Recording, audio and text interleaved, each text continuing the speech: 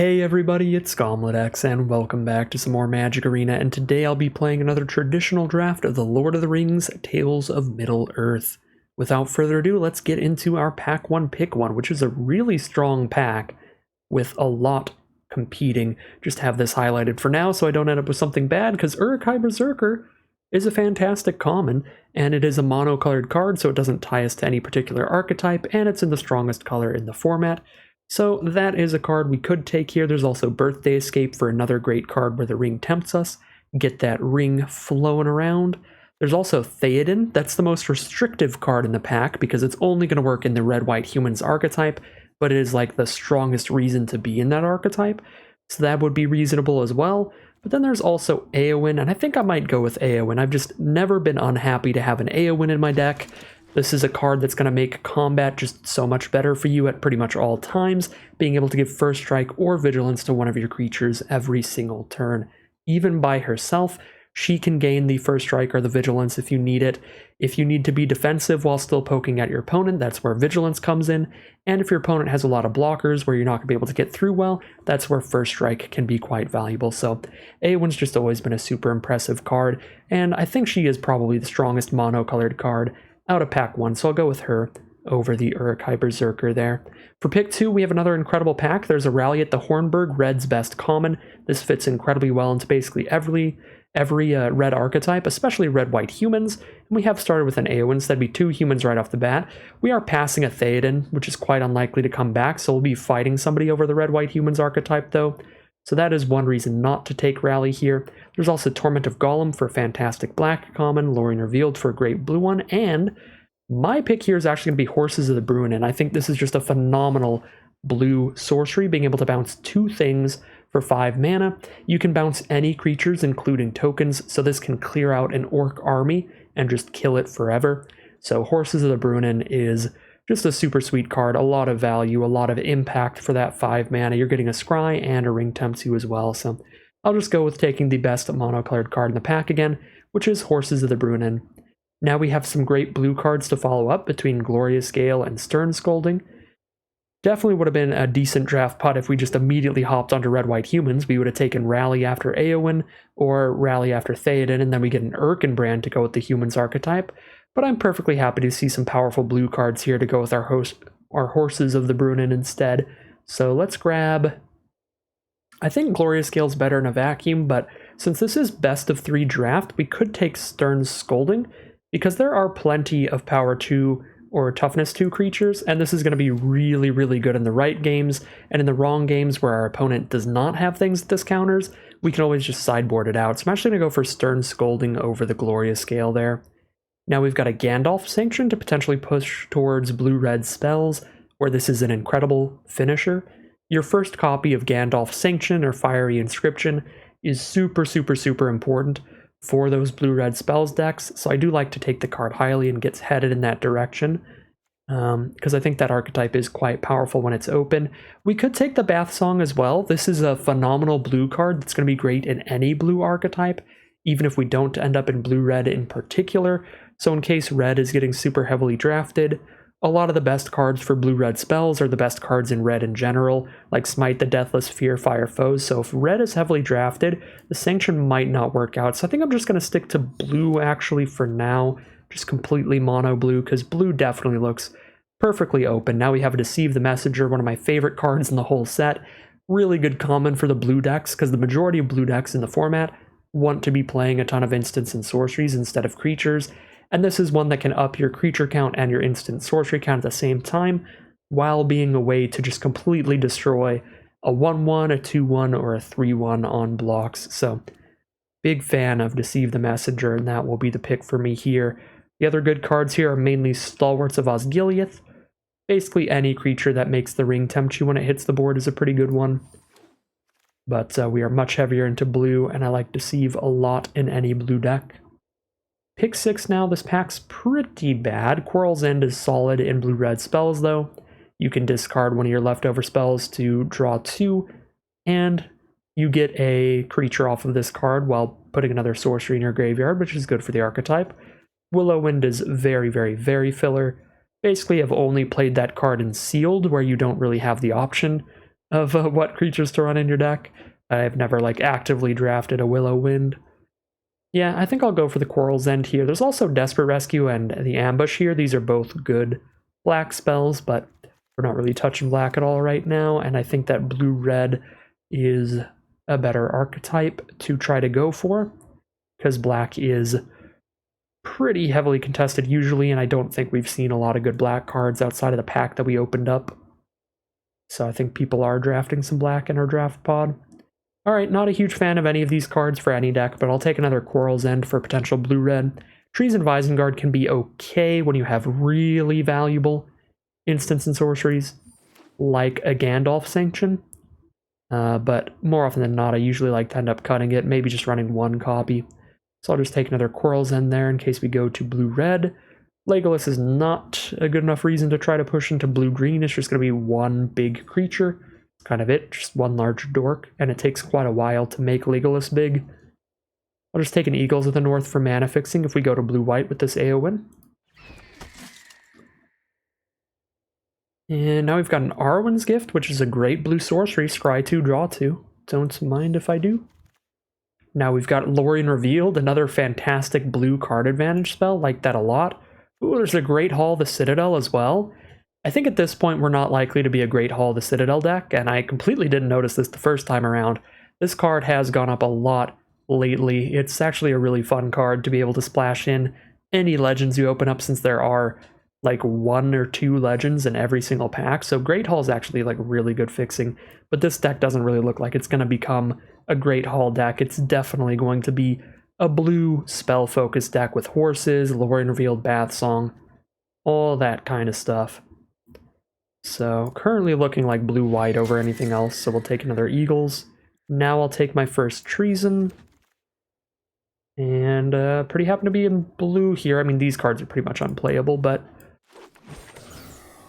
we've gotten just tons of solid blue throughout the entire pack, and I guess I'm happy to be in blue-white, because we're just going to keep opening up white cards. I could take Foray of Orcs, which would be really good for the blue-red spells deck, but we didn't wheel the Gandalf Sanction, so somebody else is trying to do blue-red spells. We could take Boromir or Eowyn, but neither of these make the most sense for blue-white, because, again, our blue is so spell-focused. It's all about a bunch of powerful card advantage instants and sorceries and counterspells and stuff. But I guess we could try out the blue-white, just like a bunch of white creatures with vigilance and stuff to attack in and keep ourselves defended, and then a bunch of blue interaction, I guess, and card draw. I don't know. Boromir's probably the strongest non-Foray of Orcs card. I think Foray is the best card, but we will be fighting for blue-red with the Gandalf Sanction Drafter. So I'll take a Boromir. We are multiple cards deep into white. That could work out. Nazgul. Fantastic card. I don't think we can hop onto black, though. We didn't see like any black pack 1, really. Why here isn't even that good in the blue-white deck, because most of the time, unless you have a Ring Bearer attacking, letting you draw a card and discard a card, you're gonna be spending mana to draw an additional card. So the cost reduction of Gwai here doesn't really come in, so it's kind of just a 6 mana 4/4 Flying Vigilance, which the stat line's good, the mana cost is just a bit high. I think I'd rather take a Birthday Escape. Gets that ring working its way up, gets a sorcery in your grave real quick, or a Glorious Gale. Either of these is pretty great. Our deck might actually want a Glorious Gale more, because we don't have that much when it comes to cards that make the ring tempt us. Okay, got a Banish, which is definitely good removal for slower controlling decks like this. Could take a Bilbo and be like Jeskai here. Bilbo's a really good card. That's a pretty big reason to try to go back towards red, because Bilbo, when he enters the battlefield or leaves the battlefield, the ring tempts us. So when he comes into play, he's immediately just a ring-bearing 1/3 that's super hard to block well. And if he deals damage to your opponent, you're getting treasure tokens every time. It's just really sweet. And if you have the ring tempt you one more time, you're getting it to level 2, you're drawing and discarding every time Bilbo's attacking. I'm going to scoop up the Bilbo. Another Lorien Revealed or Pelargir Survivor. I've got Lorien Revealed, Bath Song, and Arwen's Gift. for big draw spells, I'm going to take the Pelargir Survivor for ramp. The other thing that's pretty sweet about the Pelargir Survivor is that it doesn't just tap for mana for instants or sorceries, it taps for a mana of any color for instants and sorceries. So it can help us splash in some spells if we need to. Non-creature spells, but spells nonetheless. Rally at the Hornburg is great for blue-red. It gives us some creatures with another sorcery. And now I'm kind of just wishing I took the foray of orcs, because we get past a Bilbo into a rally, which is great stuff for blue-red. So yeah, I do wish I took the foray. I'm still fine with not having taken the Gandalf Sanction, because that was pretty early to tell. But obviously the Gandalf Sanction would have worked as well. Saruman doesn't give you a massive payoff for that pretty restrictive mana cost, so I'd rather just take a rally here. I have cast some Sarumans before, but they were in Great Hall of the Citadel decks to really help that out. Now we can get a Birthday Escape. Now we can get a Gandalf Sanction this pack instead? Okay, we're gonna be fine. There's also a Gandalf, which is really good if you have a lot of the Ring Tempting You, because you keep choosing creatures other than Gandalf as your ring bearers, and you keep drawing a bunch of cards.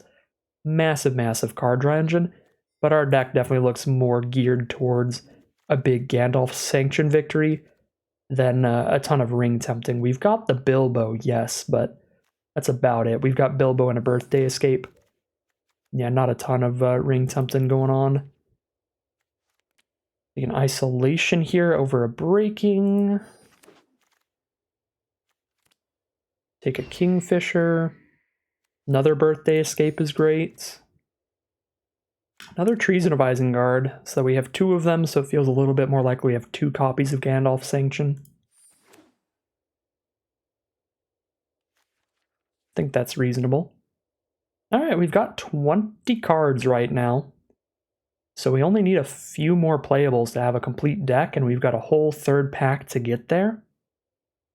Could really have this deck shape up into something quite nice. Take a Shire Terrace in case we open up a Sauron or something, and I am super happy to have a Soothing Smeagol. Fine little bounce spell. Little bounce spell. Okay, pack 3, pick 1, we get the strongest blue card in the set, Rangers of Ithilien. 4 mana for a 3/3 Vigilance that mind controls one of our opponent's creatures as long as we control it.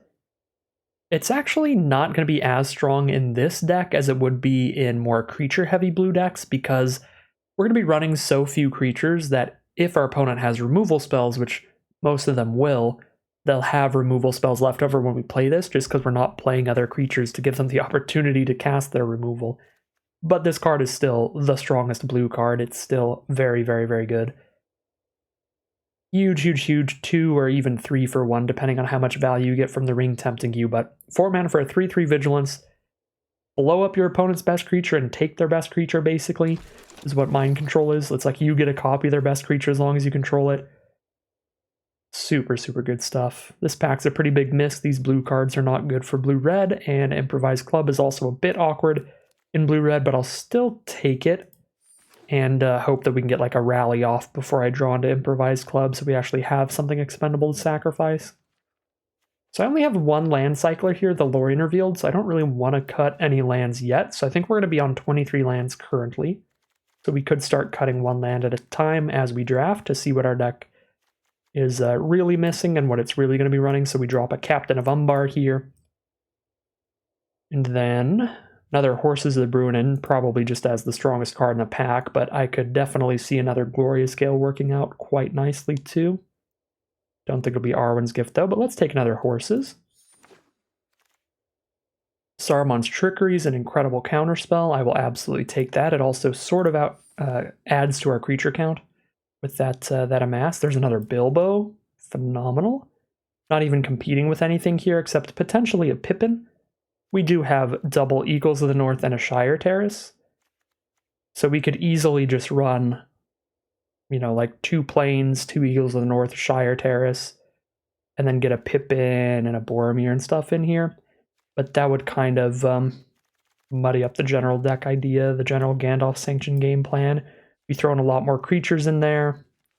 Yeah, I think I'd rather just be on Bilbo and stick to our 2-color deck here. Okay. Triple Bilbo? Is third Bilbo better than first Relentless Rohirrim? Maybe not. Because now we're starting to get worried about the legend rule, but you really don't need to be worried about it on the second copy of a card on average, because most of legends in the format, such as Bilbo, are spooky enough your opponent is going to want to do something to interact with them, so even if you do draw the second copy, you can just play it. But it might get awkward with 3 copies. I'm still going to do it because it's hilarious. This is just going to be all Bilbos all day, the deck. We'll see what happens. Oh my god, Fiery Inscription. There we go. Now we've got 1 Inscription, 1 Sanction. Feels great. Unsure about the Improvised Club. Definitely, though, cutting some creatures first. Get a Gandalf. With 3 Bilbos, Gandalf is sweet. I would love another Lorien revealed with the Gandalf Sanction plan, but Gandalf himself is pretty nice in the deck, too. So I'll take that. And then, yeah, I mean, we've got a bunch of other creatures we could be playing. Some of them are pretty good, like Athelian Kingfishers, but I want to keep that creature count pretty dang low. Which means Club's probably pretty bad. Just rare draft a Goldberry. Alright, we still got to do some more deck building here. But this looks like a pretty sweet blue-red spells deck. Little bit of Ring Temptation going on. Some Bilbos opening up the old box with the ring in it, checking it out. Just a quick peek. You know how it is. Okay, 1 Lorien revealed. Yeah, I don't think I mean, maybe I cut 1 land because we have a Lorien revealed and 2 Birthday Escape. And the Birthday Escapes, they don't island cycle, but they make it a lot easier to see an additional card and get closer to another land. So I think it actually probably would be reasonable to just like cut a mountain here. 16 lands. Lorien revealed is potential 17th plus 2 Birthday Escape means that's really easy if we have 1 land in our hand to dig a card deeper towards another one. Even if that is not a guaranteed land, you're more likely to hit your 4th land if you've seen 9 cards total than if you've seen 8 cards. So it helps a tiny bit. Again, not as much as an actual just island cycler. But I think it helps enough to drop to 16. And if the curve's low enough, I guess we could drop to 15, but I don't really think I'm going to want to do that. Let's see if Arena works yet. Nope. Still kind of freezes up when you sort by creature and non-creature. So if I click on a card here, I don't even know what to cut because I like all of these a lot, but I guess I only need to cut 3 cards since I dropped a land, so that is helpful. Probably one of the Treasons. Maybe not. Maybe one of the Bilbos just because of the quantity of cards I have here and that everything is good. I'm not a huge fan of Isolation, but I don't have a ton of interaction. I guess with double horses I can cut an Isolation. Yeah, there we go. There's the freeze up. 0 FPS. Alright, we'll not sort by card type then. Let's check the creatures and spells counts. 18 instant sorceries is pretty good. I might just cut a Bilbo. On the plus side, I probably would have cut a Rohirrim at this point also. So I'm going to keep that instant sorcery count really high.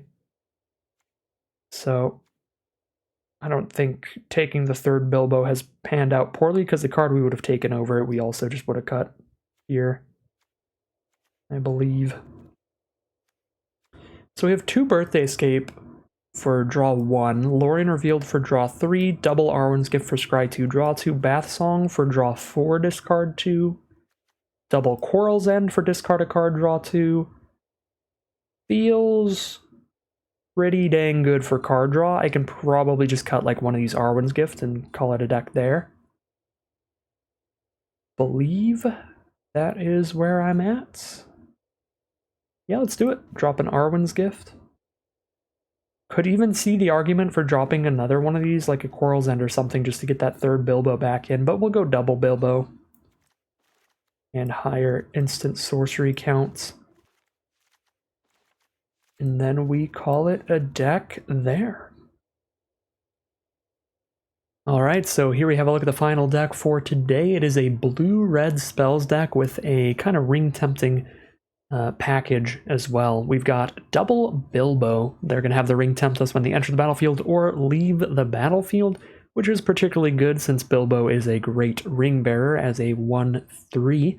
Plus, when we're dealing damage to our opponent with Bilbo, we're getting treasure tokens to dump out some extra spells more quickly. So double Bilbo, Rangers of Ithilien, our bomb rare, also has the Ring Tempt us. Double Horses the Bruinen have the Ring Tempt us. Double Birthday Escape have the Ring Tempt us. So all that stuff can turn one of our few creatures or our many Orc Army style cards into a ring bearer. And then we can be drawing and discarding a card, setting things up from there.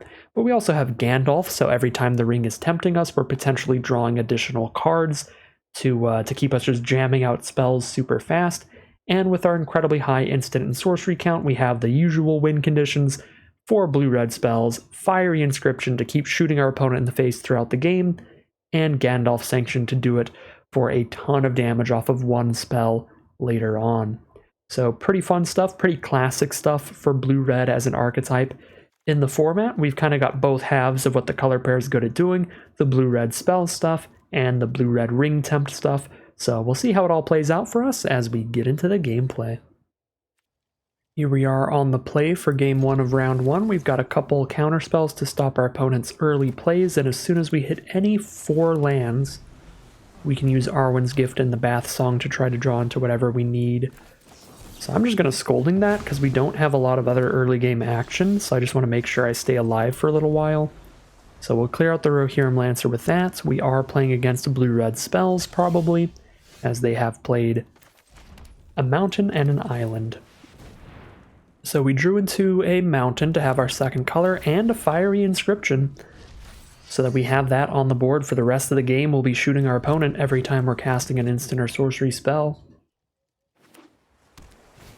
And our opponent's going to start with an Inherited Envelope instead, so that's going to get their mana ramping up here, so if they have another land next turn, they could play potentially a 5-mana card.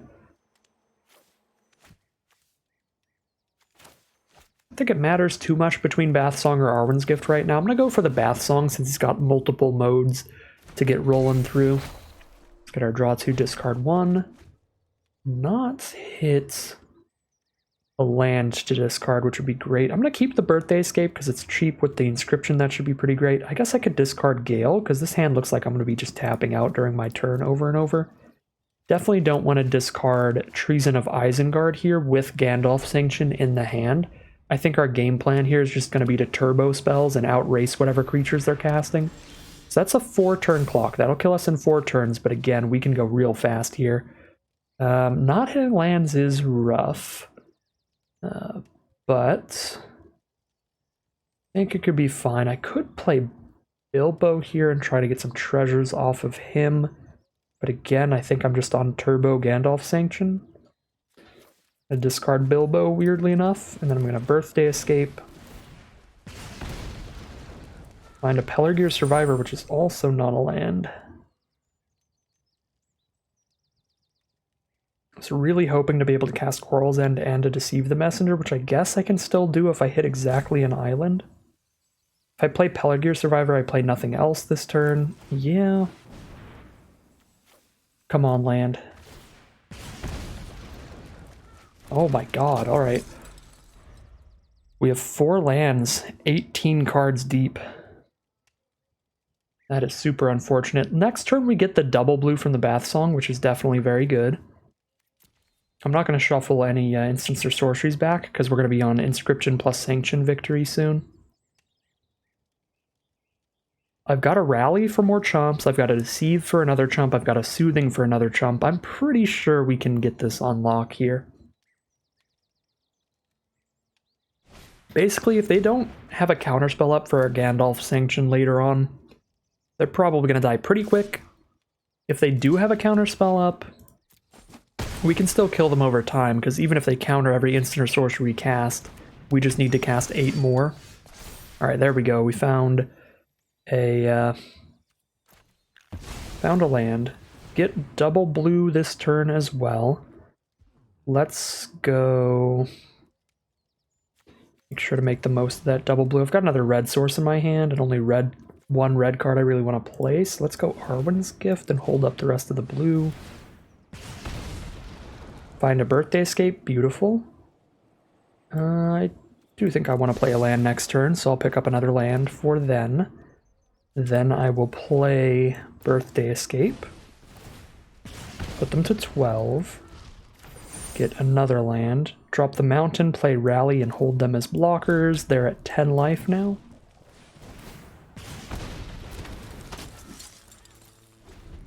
They're at 10 life. We have a 7 damage Gandalf Sanction. More cheap spells to cast. I think we just kill them next turn, pretty much guaranteed. Take my 1 damage.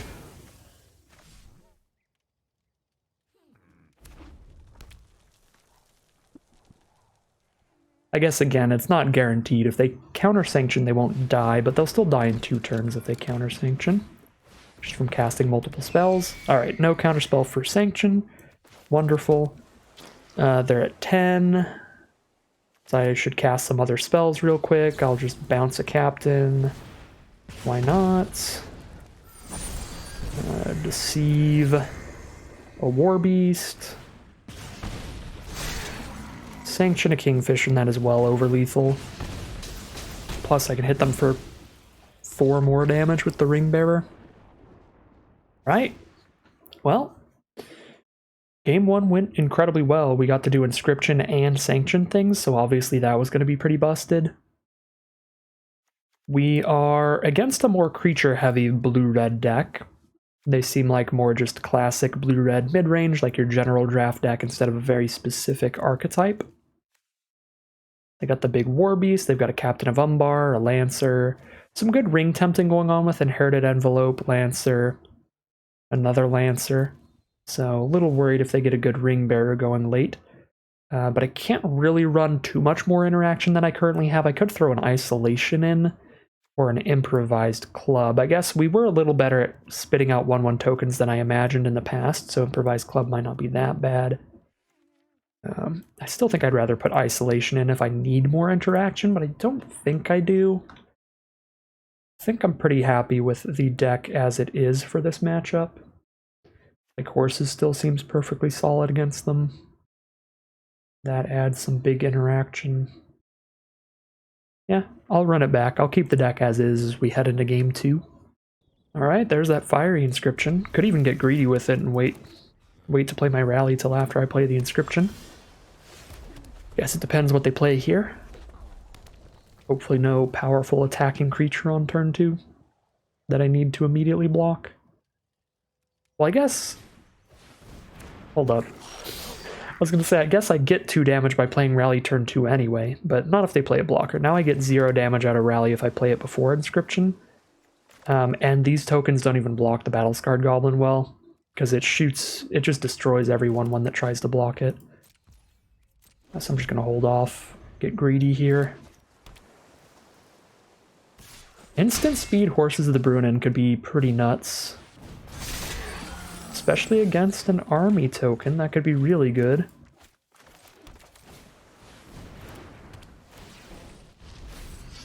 So we try to flash in a Gandalf to kill the Goblin, and then flash out a Horses of the Brunnen the turn after that.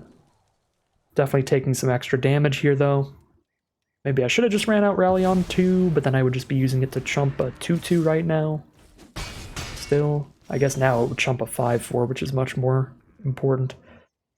Alright, I don't need Horses the Brunnen to be instant speed for it to help me out a lot here, so I probably do need to Rally this turn. I guess I'm at 14, so realistically I Gandalf block the Goblin and take 7, go to 7. But then I'm casting Horses the turn after that. Gandalf doesn't actually help me too much on board, because when I cast Horses, I still won't have another creature to tempt. So Gandalf won't be drawing me the extra card. I just get to use Horses at instant speed as sort of a trick. Alright, I'm just gonna Birthday Escape here instead of Gandalf, and that works excellently. So now I can Rally and hold up Deceive. Okay, that's so much better than if we just went for Gandalf right now.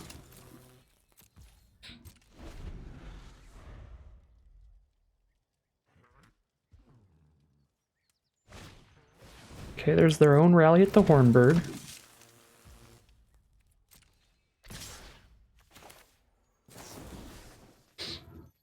I mean, I can kill this Orc Army with my horses, but it's also the only creature I can really kill with Deceive. Anyway. And then I can use horses to kill a 1/1 and a bounce a 5/4. Yeah. We'll be doing that.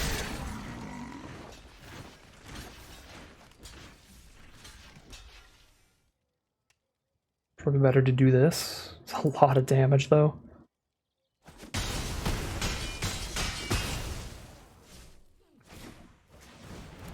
It's a Pelargir Survivor for them. Soothing, okay. Soothing a Smeagol, maybe I don't need to horses then. Soothing a Smeagol. I guess I don't have the mana to play Gandalf and Soothing right now. If I Gandalf this turn and then start doing Soothing a Smeagol and horses and stuff, I get to draw the extra cards, which is a pretty big deal. I've got enough 1/1s to afford to spend the turn playing Gandalf.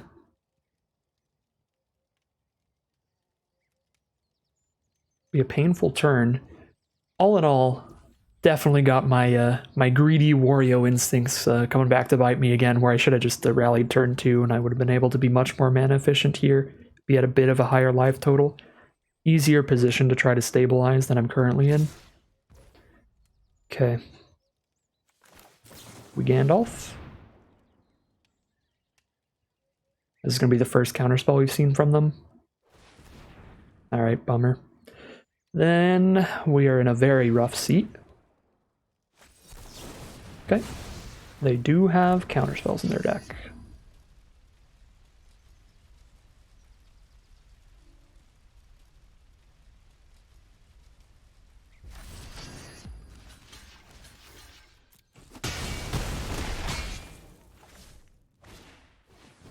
And another creature. No, I can't survive off of horses. Okay, a little too greedy. Just slightly, though, because if they had one less piece of action there, like they didn't have the counterspell, then that turn I Gandalf, kill the goblin, they just play a Lancer and a land. Like, we still, I think, turn that game around and win if they have just one less piece of action, one less non-land card. But definitely Rally at the Hornburg not being cast pre-inscription was too greedy and cost us the game in the end. Don't really have a sideboard still. I'm pretty happy with the main deck. Just play a little more defensively. We can definitely win the long game on just sheer card quality. We just play as defensively as possible from level 1. Don't get greedy about chipping in for extra damage. We're always going to be drawing more cards than them with the amount of card draw we have. So play everything early game with purely the intent of stopping damage and prolonging the game. That is where we went wrong there. Alright, beautiful hand. Beautiful, beautiful hand. If I miss a bunch of land drops, I could cycle this Lorien Revealed, which will be fantastic. And if I don't, I can cast it, which is even better. And I'm guaranteed to be playing Deceive and Quarrel's End early, and I have Gandalf's Sanction for a win condition as well as a way to keep us alive if we need it. Turn 1 Lancer, you got it. Drawn to an Arwen's Gift here. Now that I have the Scry 2 draw 2, I think I should just Island Cycle the Lorien. Let's Rally at the Hornburg, alright. Give me an actual solid target for Deceive, love to see it.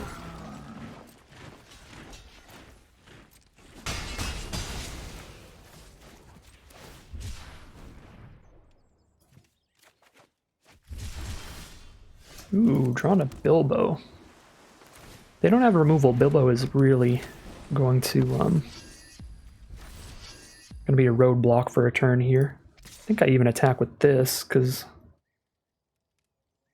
I mean, I guess they could attack with the Lancer if I attack with this. Sure. I'll just preserve my life total as I was saying. We have a draw 2 and a scry 2 draw 2 here. So yeah, this is another game we're just surviving. Battle-Scarred Goblin. Alright, opponent has kept a 2-lander and has not drawn into another land yet. I sent in the Bilbo, try to get a treasure here. My blocks are significant, well, not significantly. I'll have 2 1/1s if I play Quarrel's End, which can block these 2 fine. Just can't block the Battle-Scarred Goblin, but Bilbo already can't block the Battle-Scarred Goblin. Yeah, I guess I do send Bilbo in for treasure at this point. Or to kill a 1/1. Cool, treasure acquired. Let's draw 2 and make a 1/1 rather than scry 2, draw 2. Ooh. If I greed it out with the Birthday Escape, I mean, that doesn't like impact the board or make us any more defensive, so it feels less greedy to hold on to Birthday Escape than it did to hold on to the Rally at the Hornburg. It could still be wrong, but I'm gonna do it, because then I can flash in a Gandalf and then play an instant speed Birthday Escape and draw 2 off of it instead of just 1, which is insane. Okay, so Battle-Scarred Goblin once again. Gonna be a very good attacker against our deck. We're gonna have to just soak up that damage for now until we get a Gandalf down. They are gonna trade a 1/1 off. I would rather trade my army off into that 1/1 than my 1/1 human, because if I draw any other Amass cards, I would much rather be able to amass a new creature onto the board than make my current army bigger. Okay. I mean, I could have just sorcery speed Gandalfed it up just so that I could draw a card and discard a card off of the level 2 Ring Bearer here. But I like the potential ability to kill the Battle-Scarred Goblin. Okay, there's their own Bilbo. Ring-bearing Rohirrim Lancer is going to be nearly impossible to block. And they're going to play around the Gandalf since we have all this open mana. Alright, I'll still Gandalf and Birthday Escape before blocks in case I draw into something that changes things. This does not change things. Yep. I guess I only have 1 Deceive the Messenger in this deck, so it's unlikely I would have drawn into something. But when I have 2 mana of any color and every sorcery in my deck is instant speed as well, who knows what I could have hit to stop the Lancer there. No ring tempting going on right now. I guess I have 2 legends, because Bilbo and Gandalf, so for only 3 mana I get to scry 2, draw 2. Find a Rally at the Hornburg. Instant speed rally is very funny against Rohirrim Lancer. Probably do go for that. That's going to cost me 2 mana. Then I can Gandalf Sanction. Being able to Sanction at instant speed is insane as well. I could Rally and Sanction at instant speed. Thanks to the treasure tokens from Bilbo. Let's draw and discard, see if this changes anything. Another Birthday Escape? Okay, okay, pretty good. Pretty good. I guess if I use this, I don't have the mana to play Sanction and Rally again. Okay. The way level 3 of the ring works is I'd have to have this be a level 3 ring bearer pre-blocks to have killed their Bilbo, so maybe I should have just jammed that out. But I'm going to hold up the mana to play Sanction and Rally here. I guess if I did Birthday Escape pre-combat to make it so their Bilbo couldn't block without dying, they probably wouldn't have blocked with the Bilbo, then I'd have another treasure token, and that treasure would mean I could still go Sanction Rally. Yeah, that could have been a little tighter with some forethought. That would have been fancy. They're going to move the Ring Bearer over to Bilbo, or just move the ring to Bilbo. No, keep it on the Lancer. Alright. Alright, here's my Lancer nuke.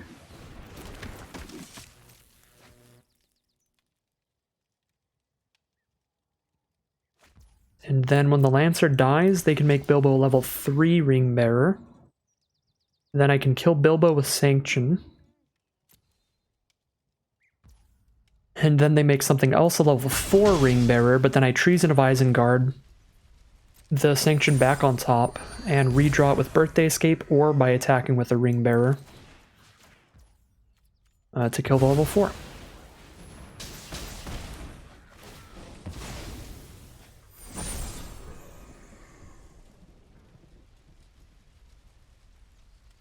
Okay, Bilbo's guaranteed to hit a treasure for me.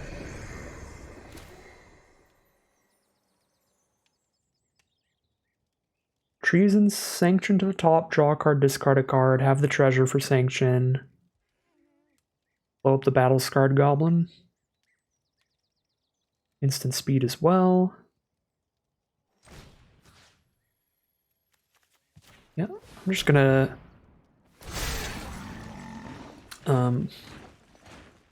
I guess I can declare an attack with everybody. Since this is instant speed, I guess I can do... Well, Rohirrim's a good blocker. Got a 2-2 block there, 2-2 though, so I'm not super worried about that Ring Bear. Maybe I kill Rohirrim instead to be able to attack with Gandalf as well and hit them a little harder.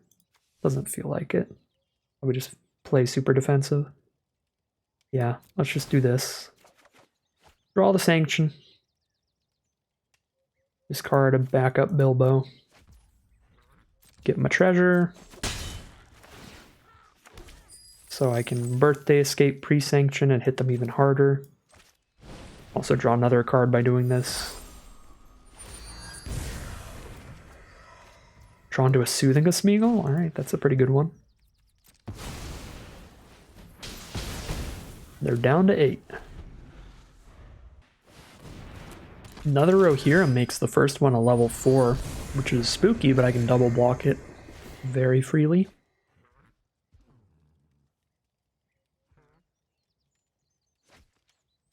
Then I can just bounce the Rohirrim and kill them on the crackback, because Bilbo will be level 4. I guess I hit for 7 if I lose these. So if I just didn't block, then I would have killed them on the crackback. Missed out on the quick maths there. We're still pretty handily winning the game, especially if I just draw another Treason. Good grief.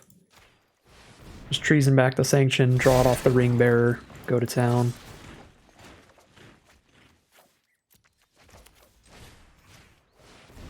Alright, triple Gandalf Sanction. Can do some things for sure, and we are going to be 2-1 of victory in round 1. So we are 1-0 so far out of our 3 rounds of best of 3 traditional draft. Here we are for round 2 on the play for game 1, Unkeepable Hand. That's a mulligan there. And number 2 is pretty good. We've got that Bilbo here and some ways for the ring to tempt us. So Bilbo will be level 2 the second he hits the board. Get a little greedy here, drop the Soothing a Smeagol, I think. Because Bilbo can ramp into the Horses of Bruinen, and Birthday Escape could hit another land as well. And then having a high land count is okay if they don't immediately blow up Bilbo, because then Bilbo can draw a card and discard a card every time he attacks.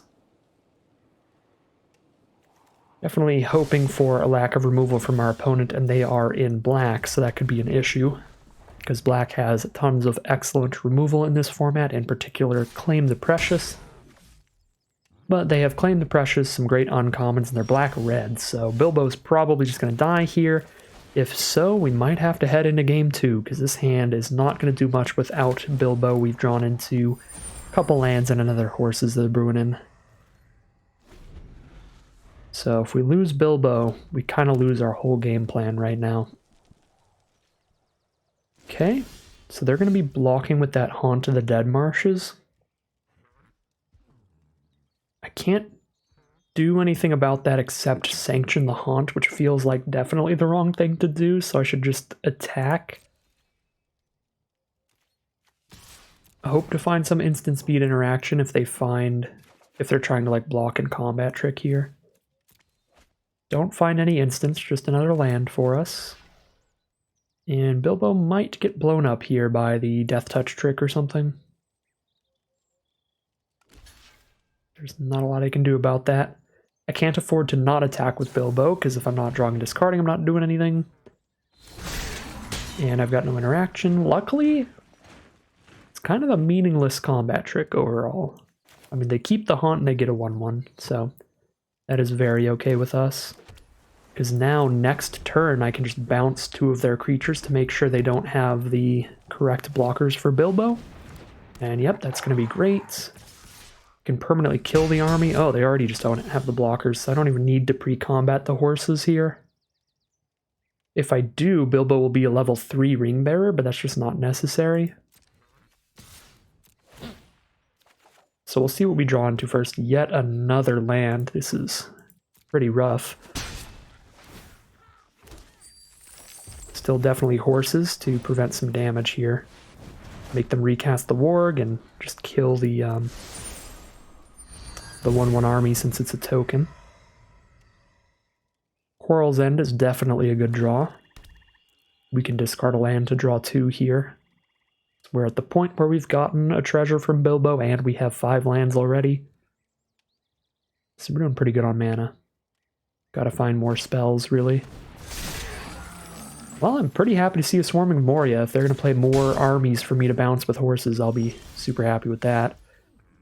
Definitely very suspicious that they went for that instead of replaying the Warg, though, because now they have just 3 mana left over. They went for the cheaper card. Unless they have something they're trying to cast next turn off the treasure, makes me feel like they have some kind of interaction. I can't really do much because I don't have instants here. I think I still just jam in with Bilbo. If I bounce both their creatures, I do get to have a level 4 ring-bearing Bilbo. You know what I'm going to do? I'm going to Quarrel's End pre-combat. I'm going to hedge my bets here. I'm going to Quarrel's End pre-combat, so if they do have interaction to kill Bilbo when I attack, at least I make this 1/1 a level 4 ring-bearer. And if they don't have interaction, then I still just get to send the thing in and do the thing here. Okay, so they might be setting up for an off-color card. They just needed the treasure token badly enough to play the 3-drop over the 4-drop there. Or they're setting up for a 7 mana play. I don't have a counterspell that stops a 7 mana play. I only have a Scolding right now, which might get cut. So there's a Grond. Okay, Grond doesn't matter right now, but Grond will hit hard next turn. Unless I just bounce the army. I could try to kill this army with Deceive. I might as well at least stop the damage here. I don't like that now I don't have a token to bounce with Horses the Brunnen, but it's probably fine. We can just play other spells. Okay. Well, if I draw other spells, we can just play other spells. Could still cast Horses to make Bilbo level 4. But I'm a greedy Gus. Send in the squad. Nothing I have is going to block Grond.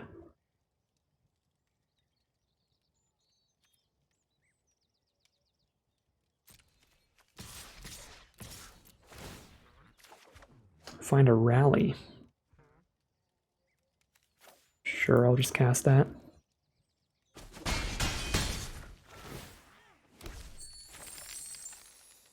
Still holding up my 1 instant.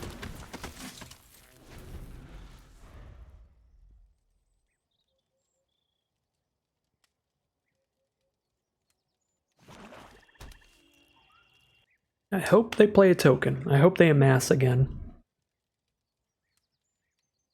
That would be the dream. But even if they just cast the Warg and crew Grond with it, Horses being able to bounce 2 of their creatures is nice. Okay, so there's the Warg. Probably crew Grond to smack us for 5. No, holding Grond to block some 1/1s. Oh my god, Rangers of Ithilien here?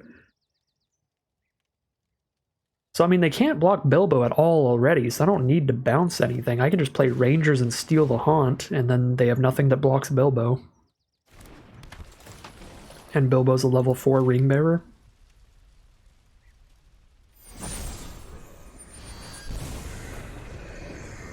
Seems very good.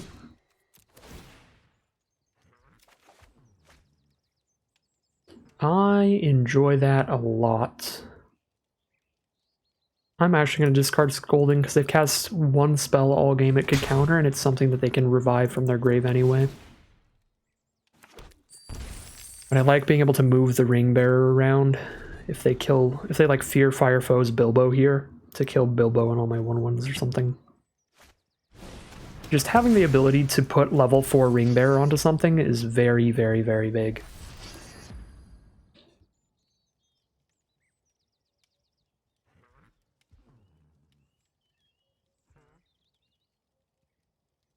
They have claimed the precious on the Rangers of Ithilien, so they get back their haunt. Which is fine. Bilbo's still putting in work. There's Rangers Firebrand. Make a level 2 ring-bearing Snarling Warg. I will happily bounce that with the horses next turn to get rid of its ring-bearing ability, so they can't draw and discard every turn.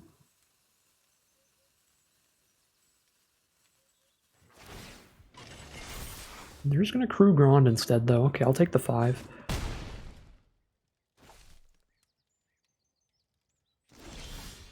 Okay, so horses. No good blocks for Bilbo, so they take 4. We draw discard. They need to set up a new ring bearer. Scry that to the bottom.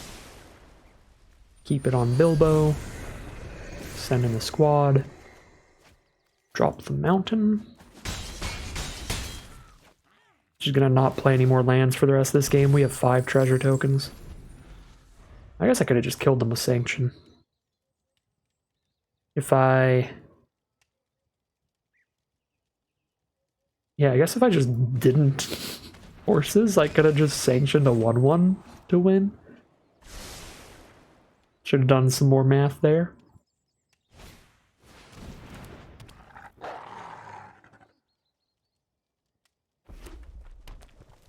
Yeah, I mean, we're already just in like an overkill level of a lead here, and now I can just sanction to make this easy. Do they have the sack a creature draw 2? That would be insane right now. Oh my god, they do! I mean, not exactly that, but that is very good here. They still die thanks to Bilbo's Leave the Battlefield ability. But they don't die to sanction. That's something. Alright. 1-0 to start off round 2. Really, really good game for us. Just high card quality overall throughout our deck there. Really like our matchup in general. Multiple amassing cards makes our Horses of the Bruinen just insane. They don't have a ton of good 1-1s as blockers. They've got the 1 Haunt of the Dead Marshes, but ring-bearing Bilbos are going to be a really big deal for our opponent as well. Because most of their creatures that would be good at blocking it are like army tokens that might get bigger and then they can't block it anymore. I really like this matchup in general. I don't see anything I really need to pull in. I could put an isolation because again they had a lot of Amass, and this will permanently kill an Amass token, but I don't see the need. I think our main deck's already pretty good here. Didn't see anything that looked horrible. I could drop the Stern Scolding. We only saw 1 card it actually counters.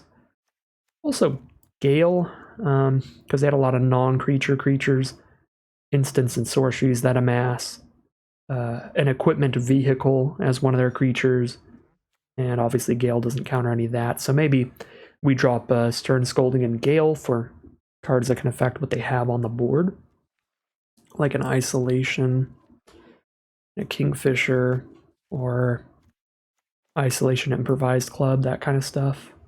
I think I'll keep the Gale in, but I will drop the Scolding and add in Isolation here. We'll roll with that. Well, that's quite a solid opening hand here. On to the Dead Marshes turn 1. Well, we can deceive that, keep it in their grave until they have a legendary and 3 expendable mana, which could be quite some time. Here's the deceive. I guess they could improvise club my face if they really want to. If they have that. Would counter the whole thing.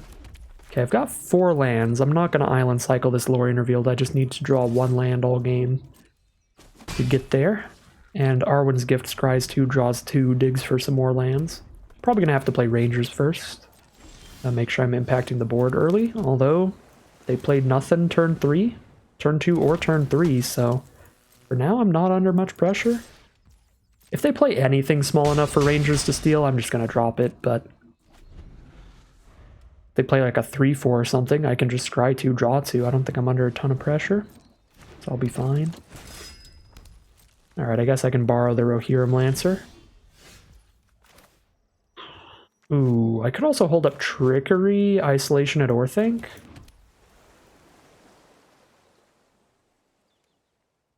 Seems fine.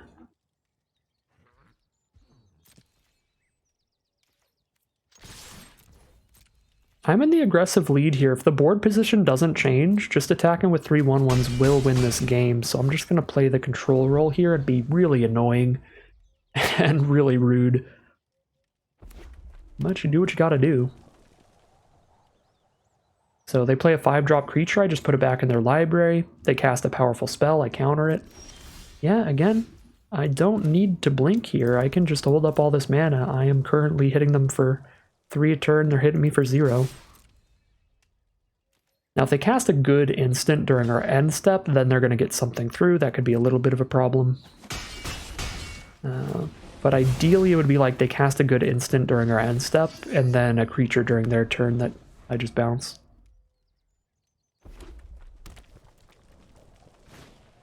Troll of Khazad-dûm? Alright, we bounce that.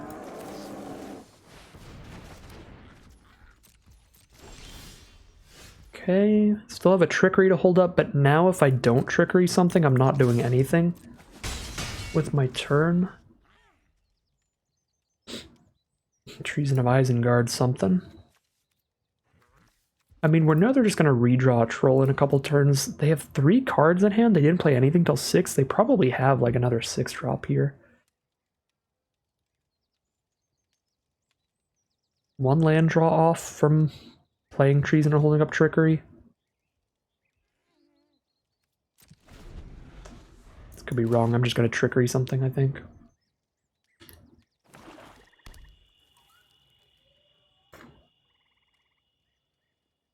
I can't imagine they don't have another massive spell to play here. Okay, that's not a massive spell. I don't really care that much about that either. I think I will counter that though, and then Rangers of Ithilien the 2/2.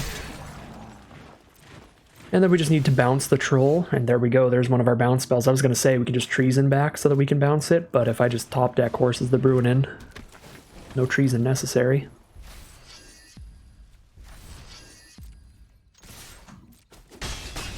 Okay, we're at the point where we're just closing out the game quickly, so I'm just going to Island Cycle Lorien Revealed so that I'm more likely to be able to double spell on them and really close this gap of the final few life points.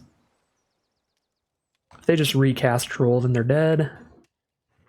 I guess they have a 2 mana up for another spell. If they have a 2 mana spell and Troll, they might not die.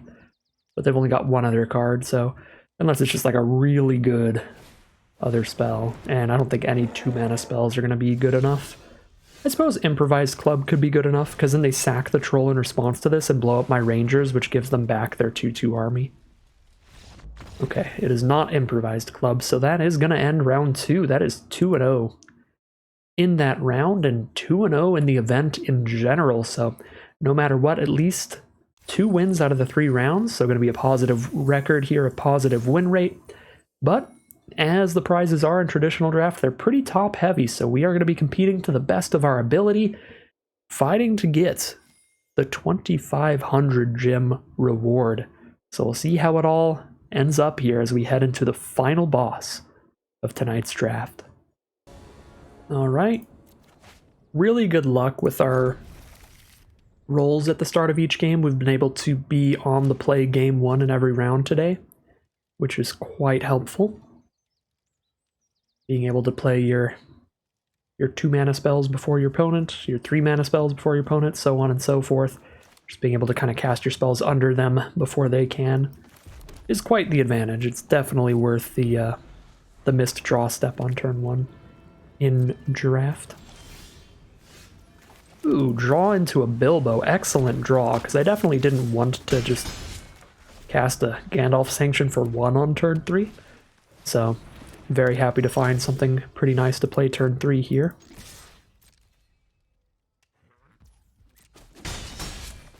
And here is the Bilbo.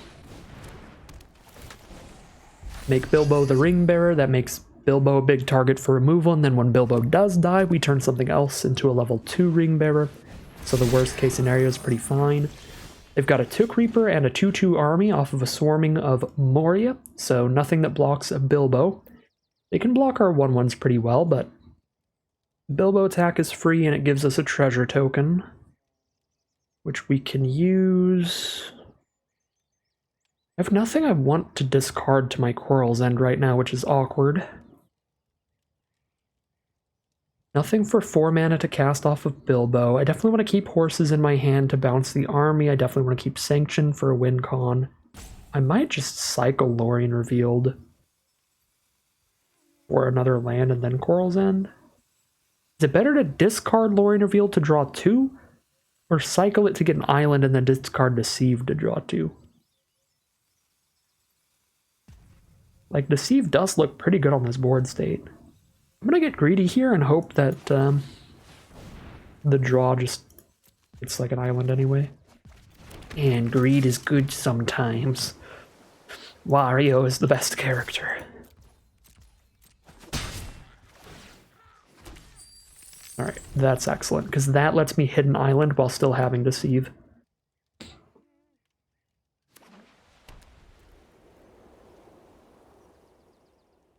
So we can cast the Horses of the Bruinen next turn, whether or not we hit a land. Oh my god, this is going to be so good.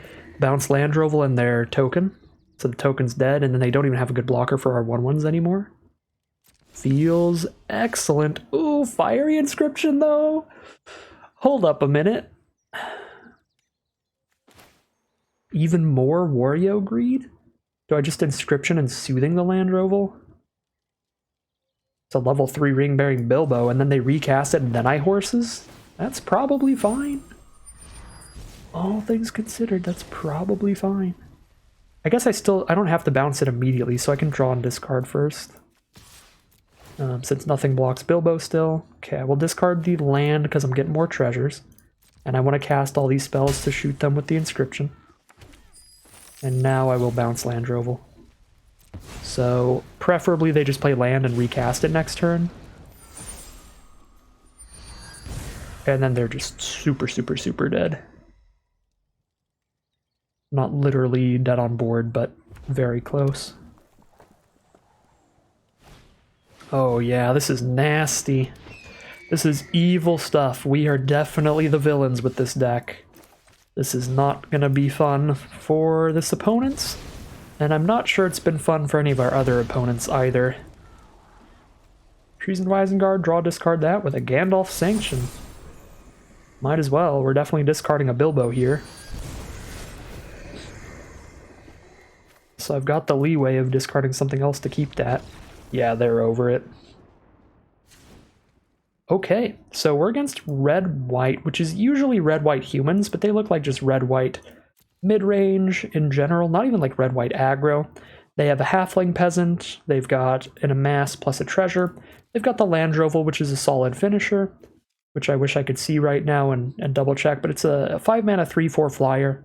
When they attack with 2 or more creatures, they get to give a non-flying creature flying till end of turn. So they've got a good finisher, some nice ring tempting early, some ramp to get into those kind of spells with swarming. I don't think this is enough information to really sideboard. There is a Took Reaper for our Stern Scolding. We've seen 3 spells total. I think we're just running it back right now.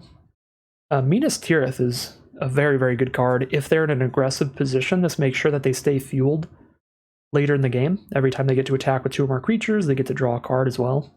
So that's pretty cool. Used that in our last trophy deck in traditional draft. I don't think I ever got to activate it though. It just happened to be in our white-black deck in traditional draft. Yeah, let's just get into the game. Head into game 2 of round 3. Here we are now for game 2. Our opponent's on the play. We can counter their first creature and bounce another card.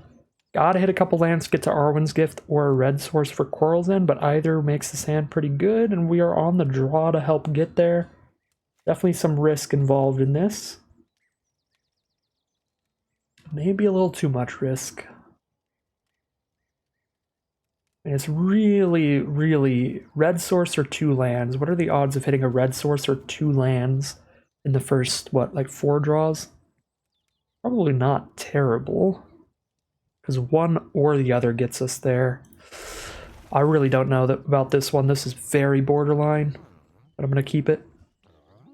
The Gale plus Soothing is a big factor in that it buys us time so that even if I don't draw perfectly where I hit the lands in the first 4 cards, maybe I have a little bit of extra time to get to that mountain for Quarrel's End. Mountain Rohirrim Lancer, turn 1. We have hit 1 land, so now any land gets us to the Arwen's Gift, which gets us to the Horses of the Brunnen. There's a Borrow Blade for the Lancer, so getting slapped for 2 a turn. Rangers of Athelion is the draw. Still gotta hit a land here. Guess I can bounce the Lancer in their end step, that's not terrible. I could definitely counter the Boromir. Never mind, we are not bouncing the Lancer. Okay, drawn to a Gandalf. We got 1 opportunity now to find any land in the deck. 43% of the deck is currently lands, according to Untapped. I think I'd rather bounce Eowyn because they have to spend 3 to recast her, even if I take a little bit of extra damage to do so. Ooh, especially if they move the equipment over, because now they have to spend the mana to re-equip the Lancer as well, which is very good for me. I guess they don't, because they can replay Eowyn first and then get the free equip. Alright, we have missed. No mountain, no second land. Very rough. Okay, we do hit land 4 now. Gandalf doesn't block anybody. Gift sets up the Horses of the Brunnen, but I'm down to 12. Feels like I have to Rangers. But even that doesn't block Erkenbrand without dying. They just put the blade on it.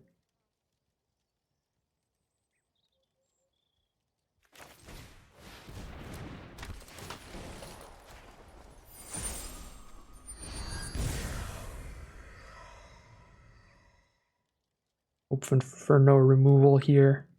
So they are red-white humans. They just drew 0 humans game 1. So they've got Boromir with Erkenbrand and Eowyn. They played 4 humans this game.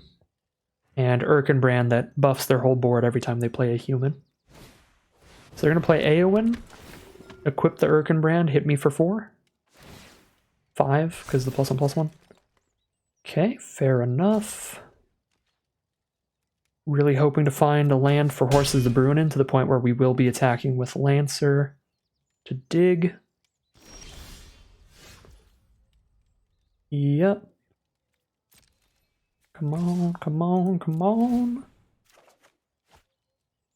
Oh no. Alright. Any way to not just die now? I guess I just plop down a Gandalf. Inscription's gonna be way too slow. Plop down a Gandalf, get a chump with that. Land there would have been absolutely monumental, because neither of these have haste, so just putting them both back in their hand like completely flips the game. Even if the life totals are much different, that would still, in my opinion, flip the game pretty far in our favor. If we can hit the land next turn, I think we can still flip the game a little in our favor, but now we might just be dead because they had the rally here to make that turn incredibly pivotal, because it was the difference between them attacking for 16 and attacking for 2. Plus I have the good blockers to stop the 2. If I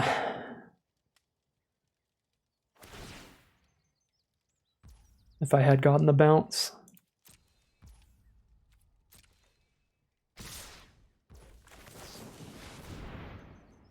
Oh, and they've got a spell here too.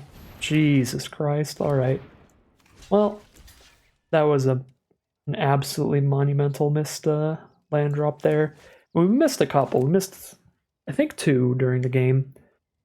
But we really had to have that Horses there while they were tapped out to bounce Erkenbrand to Eowyn. Would have been massive. Actually, were they tapped out? I guess if they weren't tapped out, they would have just reprieved. But I don't know. Okay. Kept a risky hand, And we got punished. We got the bad luck that was possible there. And bad luck with that hand just equals insta-loss. So it is what it is.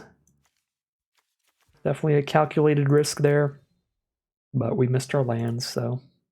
just run it back here. I don't have anything particularly great against the humans deck. I think Horses is still fantastic. I just have to have 5 mana. Isolation's not the greatest. It's fine. Yep. Run it back. We'll get on the play here. That's also going to be pivotal. It's going to be pretty huge. Very helpful to be able to cast our spells before them. And the hand's beautiful this time. Let's go. I'm not in love with this Treason, but I can discard it to the Quarrel's End.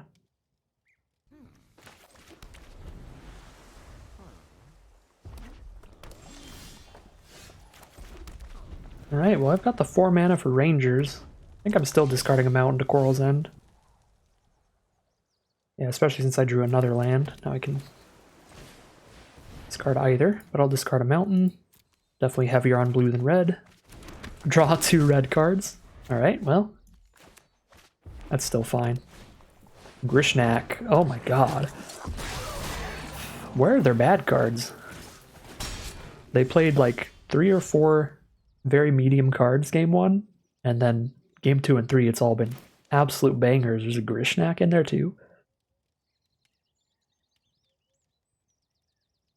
Probably just Rangers. They didn't seem to have a lot of removal. Level 1 Ring Bearer doesn't really matter. I'm just going to put it on the 1/1. Might convince them to trade. I guess they're both 1/1s with no text at this point, so it doesn't really matter. Mono red hand. Foray of Orcs. So now they're just like incredible Amass synergies. It's like 3 decks in 1 over there. Each game we've played against a different deck. Red-white mid-range into red-white humans aggro into mono-red orcs. Mono-red Amass. Double block and kill Rangers. I don't have any instants for that. I think I discard a land, draw 2. I get to hold up Gale if I don't draw on anything, and if I draw into Deceive, I get great attacks here. Okay, don't draw on anything. So I don't get great attacks.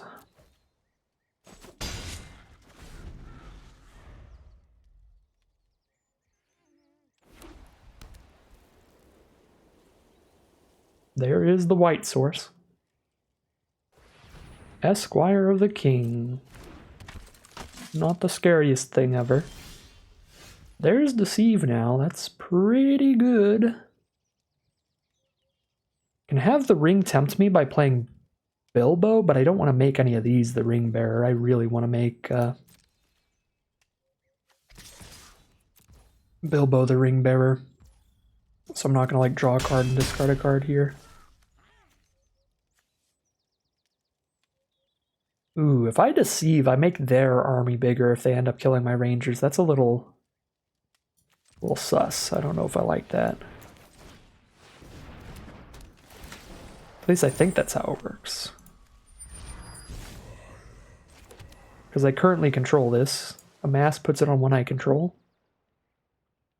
You control, yeah, not you own, and I currently control that, so yeah. If I Amass again, and then they kill Rangers, that's not good. If they give me a really important time to deceive the messenger, I'll still do it. But that's the thing. Alright, cycle Eagles of the North for another white source.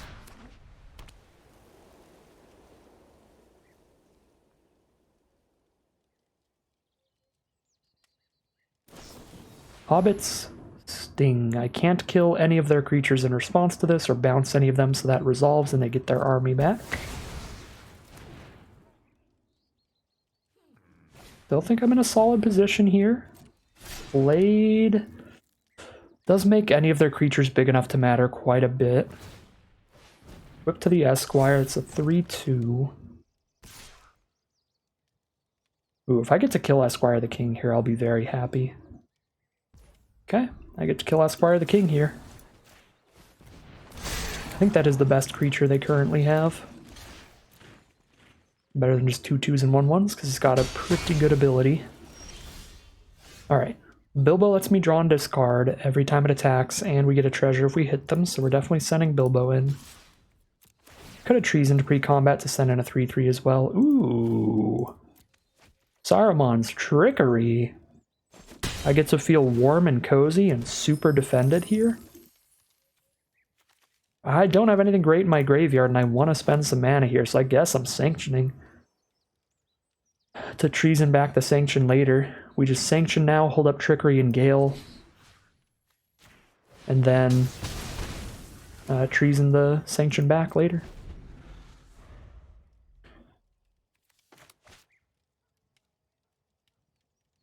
Feels pretty locked up with double counterspell here. Especially if they cast a legendary creature, and I get to ring level 3. Because if I get one more way for the ring to tempt us and we get to do that, then a level 4 ring bearer is going to be super, super quick at just killing them. It's going to kill them in 2 swings, 4 damage a pop. Alright, Blade onto an Orc. Send in for 4. We are down to 15. Play a land. One last card in their hand. They do not cast a spell. I could treason the sanction to the top, draw it off of Bilbo, discard the land, and cast it, but I would much rather have a counterspell up, so I'd rather just draw blind and then treason the sanction. I guess if I treason the sanction pre-combat, I attack harder because I send in the Orc Army as well. That's probably important. They crack back for 6 if I counter whatever they play. Yeah.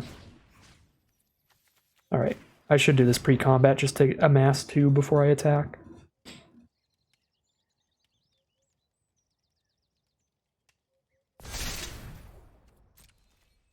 Send these in, discard the land, get the treasure. I've got the 5 mana up for Trickery plus Gale if I get a treasure off of Bilbo here. Perfect. And now they know I've got counter spells, but there's not much they can do about it. Got 2 counters for their 2 cards in hand. Unless it's 2 non-creature spells. And then we just kill them with Sanction next turn, because that'd be 2 more instants in the grave. That'd be at 6. I can shoot that and hit them for 4. Just have to hit them with 1 thing. It's feeling good. Feeling groovy. Takes 6 damage on board, puts us down to 9. Makes it much easier to kill them in 1 swing after this. There's a Boromir. We'll Gale that and have Trickery for the other spell if they have another one.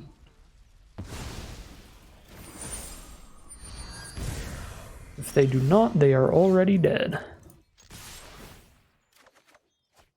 I guess I could have birthday escaped as well. I could Gandalf birthday escape, which is wild. Okay. That is gonna be the victory for us. So 2-1 in the final round as well. Definitely some hard-fought battles there. I think that was 2-1 in 2 of the rounds, 2-0 in 1 of them. Definitely got some losses under our belt, but we got the wins in the important games, and we got a 3-0 run for today's traditional draft.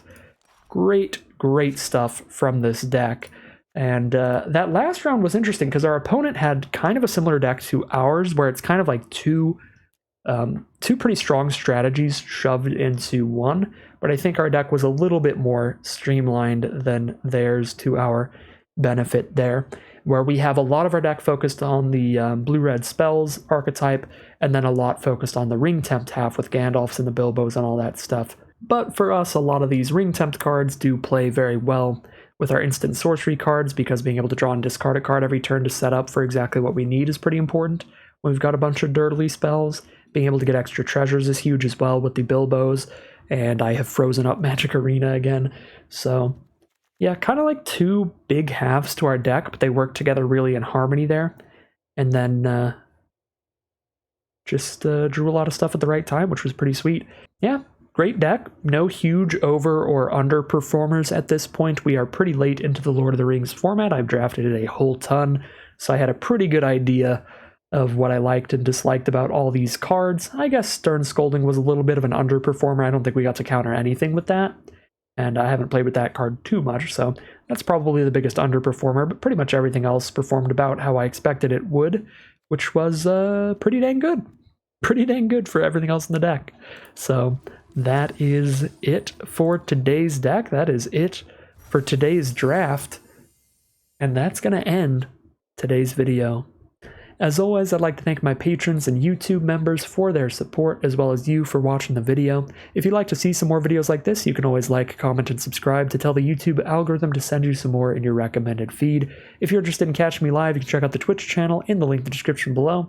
And if you'd like to support the channel directly, you can check out the Patreon link or the YouTube join button in the description below. Other than that, as always, thank you very much for watching, and I'll see you again soon for some more Magic Arena.